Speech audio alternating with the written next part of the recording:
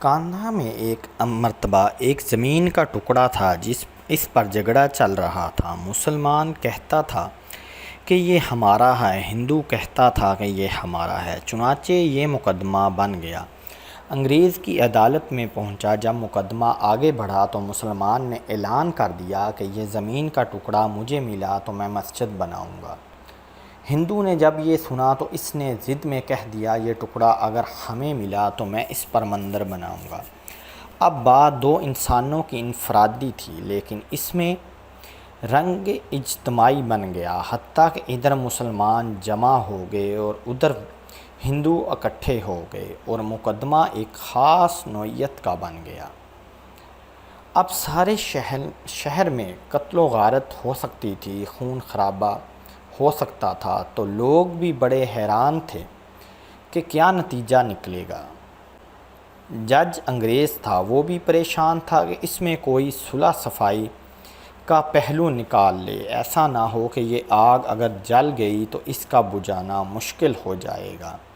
جج نے مقدمہ سننے کی بجائے ایک تجویز پیش کی کہ کوئی ایسی صورت ہے کہ آپ لوگ آپس میں بات چیت کے ذریعے حل نکال لیں۔ تو ہندوؤں نے ایک تجویز پیش کی کہ ہم آپ کو ایک مسلمان کا نام تنہائی میں بتائیں گے، آپ اگلی پیشی پر ان کو بلا لیجئے گا اور ان سے پوچھ لیجئے گا، اگر وہ کہیں گے یہ مسلمانوں کی زمین ہے تو ان کو دے دیجئے گا، اور اگر وہ کہیں گے یہ مسلمانوں کی زمین نہیں تو ہندوؤں کی ہے تو ہمیں دے دیجئے۔ جب جج نے دونوں فریقین سے پوچھا تو دونوں فریقین اس پر راضی ہو گئے۔ مسلمانوں کے دل میں یہ بات تھی کہ مسلمان ہوگا، جو بھی ہوا تو وہ مسجد بنانے کے لیے بات کرے گا۔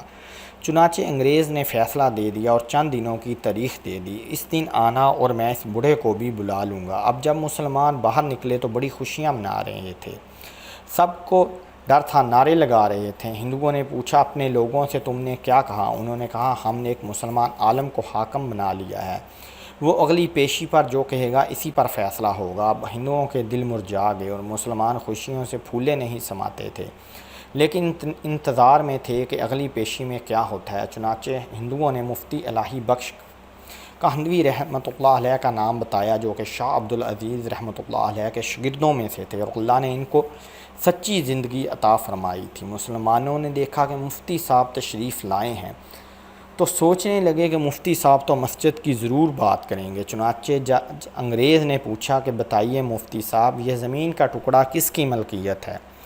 ان کو چونکہ حقیقت حال کا پتہ تھا، انہوں نے جواب دیا، یہ زمین کا ٹکڑا تو ہندو کا ہے۔ اور جب انہوں نے یہ ہندو کا ہے تو انگریز جج نے اگلی بات پوچھی، تو کیا اب ہندو لوگ اس کے اوپر مندر تعمیر کر سکتے ہیں؟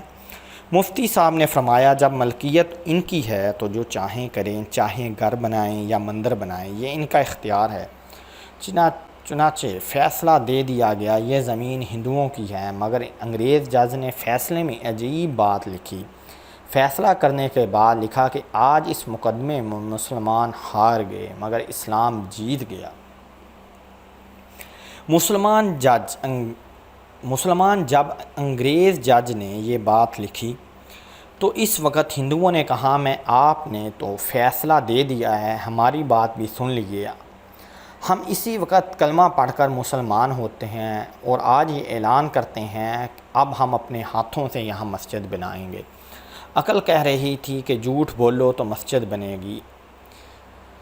حضرت مفتی صاحب نے سچ بولا اور سچ کا بول بالا ہوا۔ سچے پروردگار نے اس جگہ مسجد بنوا کر دکھا دی۔ کئی مرتبہ نظر آتا ہے جھوٹ بولنا آسان رستہ ہے اور سچ بولنا آسان رستہ نہیں ہے، یہ کانٹوں بھرا رستہ ہوا کرتا ہے۔ جھوٹے سے اللہ تعالیٰ نفرت کرتے ہیں، انسان نفرت کرتے ہیں، انسان کا اعتماد کھو بیٹھتا ہے۔ ایک جھوٹ کو نبھانے کے لیے کئی جھوٹ بولنے پڑتے ہیں، لہذا